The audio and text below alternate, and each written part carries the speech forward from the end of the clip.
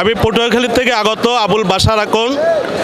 তো বাংলাদেশ জাতীয়বাদী দল বিএনপির বাংলাদেশ নেতৃত্ব, যে বাংলাদেশের আপসহীন সরকার, যে বাংলাদেশের উৎকণ্ঠ, যে বাংলাদেশ প্রতিজ্ঞা, যে আপসহীন সরকার, আমাদের দেশনেত্রী বেগম খালেদা জিয়া 30 থেকে মারা গেছেন।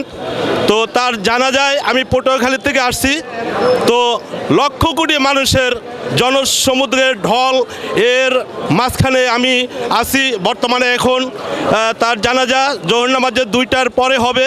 তো আমরা আসছি জানাজাতে, এবং আমাদের দেশ নেতৃত্ব তারেক রহমান আমাদের দেশের নায়ক এবং পরবর্তী সময়ের কান্ডারি, এবং তার নেতৃত্ব বাংলাদেশ চলবে ইনশাল্লাহ। পরবর্তী সময়ে আমরা তার মায়ের আত্মা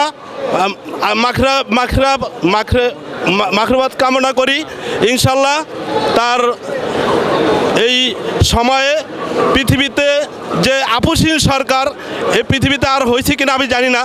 তো আলহামদুলিল্লাহ আমরা তার জন্য দোয়া করি এবং কামনা করি, তার বিদ্রোহী আত্মা মাখরাবাত কামনা করি।